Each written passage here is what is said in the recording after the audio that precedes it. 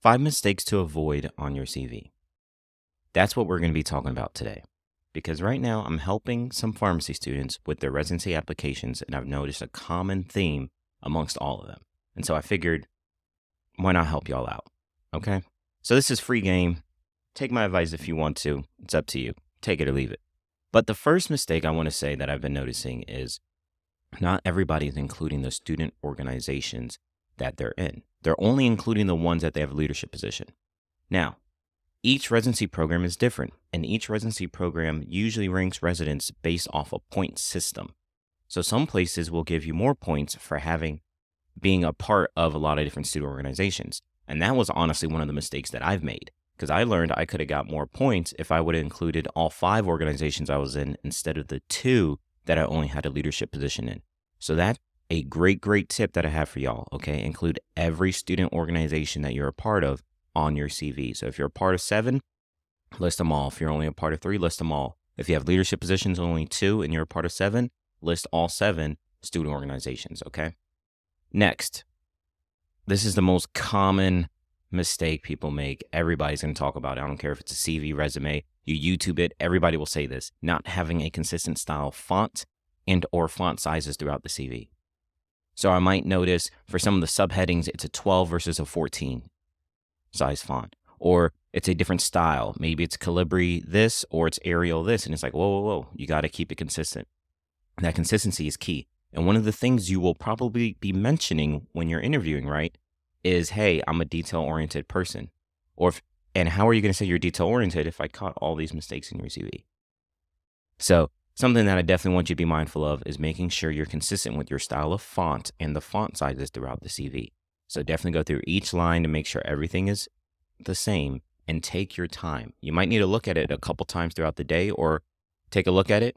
Don't look at it again until the next day and review it to make sure everything's the same, because you may not catch it the first time. Even myself, when I review things, I need to give myself a couple days to make sure I catch everything. All right. Consistent style of font and consistent font sizes throughout the entire CV. That's the mistake number 2 to avoid. Now, for number 3, not including action verbs, okay? If it's a past job, you got to use those strong action verbs, right? So I want to see words like you designed something. I want to see that you supervised or managed something. I want to see what you facilitated, what you formulated. Let's use these powerful action verbs on your CV, and don't be so redundant, okay? If you use a word maybe 2 or 3 times, Google and try to figure out a similar word to it and use that instead, okay? Don't say you helped 5 times, all right? Maybe you formulated something, you designed this. Maybe you facilitated this.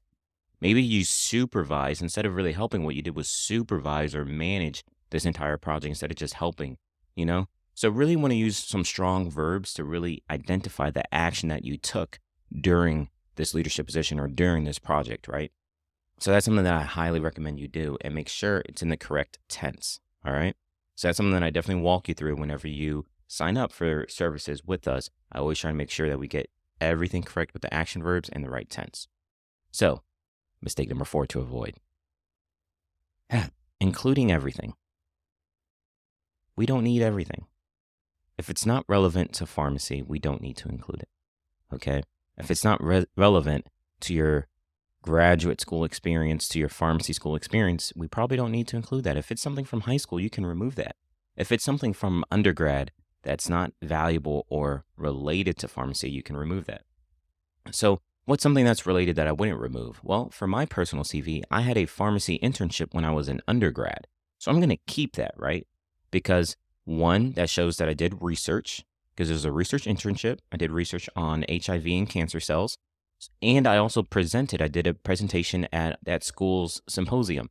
So that was also a presentation that I did. So that shows I presented something. I did some wet lab procedure, and I had to, create different things, different little manuscript. Never ended up getting published, but that's okay. It shows that I did something impactful in undergrad. It kind of shows I've always had that path of pharmacy, right? Another thing that you can include is maybe some relevant community service. In graduate school, I wasn't able to contribute as much as I would like to community service because I had to work, and grad school took so much of my time. But in undergrad, I did a lot of feeding the homeless, or I did a lot of things that attributed to either community service to show how much I cared about my community, or related to something science like, right? Maybe there was a hurricane that impacted, like Hurricane Ian, or a hurricane that impacted an area that you wanted to support, and you did a bunch of things in undergrad. Like, I'd be okay. I think that would be cool to see, right? But if you have a whole bunch of community service, you probably don't need to include that. But if you don't have much, that's something that I would definitely say is okay to include. But definitely don't make it too lengthy. All right. I always say 5 to 6 pages. From all the RPDs that I've talked to, they'd say no more than 6. Some of them say no more than 5, but maximum 6 pages for your CV. You should not be more than 6 pages if you're just coming out of pharmacy school, right? No more than 6 pages. And last but not least, the number 5 mistake to avoid is not shining enough light on yourself. I struggle with this too. Okay. When I was doing my CV, and I actually reached out to somebody to help me edit my CV. And one of the things that they educated me on is that you really, really got to stress the value that you brought to certain things, or the importance of certain things. So, for example, let's say there was an event that, like, the dean of the college wanted you to attend, or you were selected, right? Well, how many people were you selected out of? If you just put you attended this event, but you don't mention that this was something that you were handpicked by the dean of the college, or you were handpicked by one of your professors out of maybe 60 other students, that really sheds a light of the value or the importance of you, right? So you always want to highlight the rarity of something, or highlight yourself in a great way.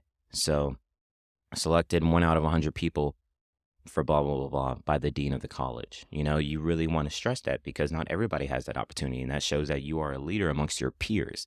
And that's what these residency programs want, right? And even if you're not applying to residency, if you're going for a fellowship, they want a leader.